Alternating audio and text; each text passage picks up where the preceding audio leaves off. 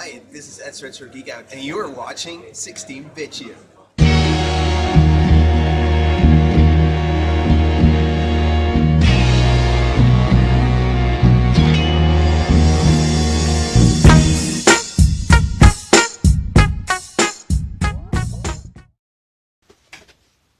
Hi guys, how are you doing?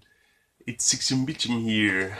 I was tagged in a video by It's Retro Geek Out to show you my 5 most valuable video games for the NES. Now, I have a bit of a cold, so if I'm sniffing through the video or generally sound pretty nasal, you know why that's it. So, first of all, I would like to mention there's a lot of price difference between PAL video games and NTC or USA video games. Some games are much more expensive over here, some games are much more expensive in the USA. So these are PAL copies, and I based my prices on pricecharting.com. For some games, there is no separate PAL price, so I just took the price that was there. I don't know if there's actually a separate PAL price or it's the same value. I'm not sure, but I will explain a bit while I go along. So, first two honorable mentions. For example, DuckTales 2 is not really worth that much here in PAL country. It's about $30 game. However, I found this at a flea market for €2 a couple of years ago. I think it's episode 2 or 3, I have to look it up. Then Rockin' Cats is also a good example. The PAL copy goes for like, this is the PAL copy, goes for like €40, and the NTSC copy goes for like €80. So you see the difference in price. This game is actually, in a year's time I had 3 copies of this game. First I bought it at a convention for 50, I think. Then I found one at a retro day at thrift stores for €2. And then in that big NES lot I got, there was also still one copy. I traded one already. One other NTSC copy is still available. Now, on to my official top 5 of NES games. So, coming in at 5, ring ding ding ding ding, Euphoria. A Japanese developed game that was only published in Europe and Japan. I believe it was only published also in like the Scandinavian countries, so it's not really that common. Goes for around $70 to $80. I have it with the manual. Pretty fun platformer.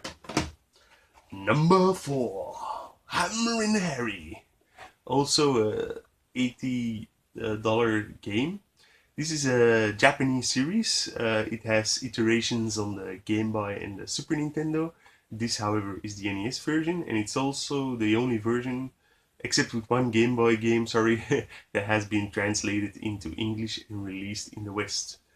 This is a really fun series, but I recommend you just pick up the Japanese copies. They're really cheap. They're action games, so you don't need to know anything about the language. I paid €20 for this at a like cash converters type store in France, in Normandy, last year. They had a whole stack of NES games, all priced €20. So for this game, that was a steal. The other games, not as much. Third place, Panic Restaurant. The European copy goes for around $100, $120. So also much cheaper than the USA version. I bought this one in a big lot for €30. So that was quite the steal. Awesome game, really fun to play. Love the graphic and the art style.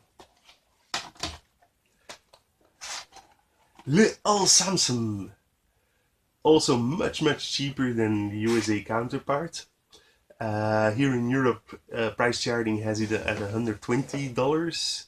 In the USA, $1,000. $1,000. You guys sure about that? I don't know. Seems kind of a lot to me. Yes. But so if you want a copy, it's a really excellent game. If you want a copy, better grab a PAL copy. You can still play it on your NTSC NES by removing one pin inside, and the label is exactly the same. So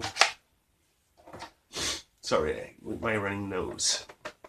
And then my number one most expensive NES game is Rodland.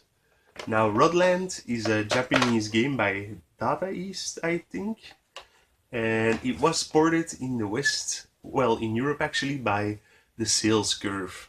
Now they made versions for the Amiga, for the Atari ST, all the home computers, but apparently they also made an NES version in 1993, and this NES version was only released in Spain. So this game, Rodland, only exists on the NES here in Europe and then more specifically in Spain. So even in Japan there is no copy available of this game for the NES. So that's why it's a pretty expensive game at $160 according to price charting. You can get it, I got it here for 30 euros in that same big lot, so excellent for me. And I even got the manual with it, so that's super cool. It's a pretty cool game. You can see that I don't know why, but you can see that the port is done by in Europe by the graphics. I mean, they're just slightly different than the arcade version, differently than what Japanese people would do, I think. But it's still an excellent port and a very fun game to play. So if you want to play this one, grab an EverDrive or yeah, pay up the cash for this game. So as this is a tag video, I have to tag some other people to ask them which are your most valuable NES games. And first up, I would like to tag Do You Nerd channel. Tom and Lacey, you have an excellent video game collection. I'm sure there are 5 pretty valuable NES games in there. As a second person, I would like to tag my buddy JNoxx. He hasn't done a video in a very long time. He mostly posts on Facebook and Instagram as Tiny Collector. He has an insane collection of video games, so I'm sure he finds 5 valuable NES games in his collection.